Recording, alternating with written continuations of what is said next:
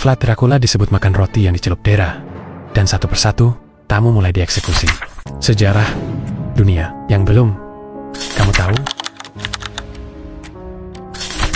Di jantung Eropa Timur, di tanah berkabut bernama Wallachia, lahirlah seorang anak bangsawan pada tahun ke-1431. Namanya Vlad, putra dari Vlad kedua, Dracul. Ayahnya adalah anggota Ordo Naga, sebuah perkumpulan satria Kristen yang bersumpah melawan Kekaisaran Ottoman. Lambang mereka, naga. Namun dalam bahasa rakyat, kata Dracul tidak hanya berarti naga, ia juga berarti iblis. Maka ketika orang-orang memanggilnya Dracula, mereka tidak tahu apakah itu berarti anak sang naga atau anak setan. Sejak lahir, namanya sudah berbau darah dan kutukan. Saat Vlad masih remaja, ayahnya menyerahkannya bersama adiknya kepada Kekaisaran Ottoman. Bukan sebagai tamu, tapi sandera politik. Di istana Turki, Vlad menyaksikan eksekusi, pemenggalan kepala, hukuman pancung, dan siksaan publik. Catatan Eropa menyebut Vlad muda tidak menangis. Ia menetap. Orang-orang Ottoman mengenangnya sebagai anak yang pendiam, dingin, dan penuh amarah terpendam. Di sanalah, menurut kisah lisan, Vlad belajar satu pelajaran penting. Ketakutan adalah senjata paling ampuh.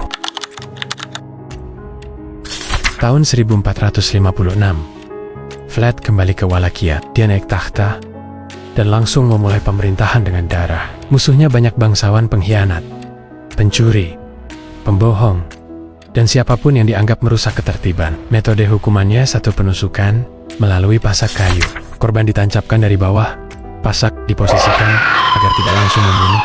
Kematian datang perlahan, bisa berjam-jam, bahkan berhari-hari. Catatan Jerman dan Hungaria menyebut jeritan terdengar seperti ladang hewan yang disembelih. Namun, rakyat kecil justru mulai takut untuk berbuat jahat. Karena di Wallachia, kejahatan dibayar dengan kematian yang tak terbayangkan. Salah satu kisah paling mengerikan dan paling sering diceritakan di Eropa Timur adalah jamuan makan Vlad. Ia mengundang bangsawan yang dianggap berkhianat.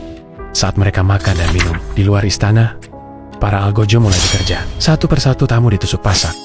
Dan menurut kronik Jerman, abad ke-15, Vlad tetap makan, sementara darah mengalir di sekelilingnya. Ia disebut makan roti yang dicelup Dera. Apakah ia benar-benar meminum darah? Sejarah tidak bisa memastikan. Namun cerita dari mulut ke mulut mengatakan dia tidak jijik pada darah.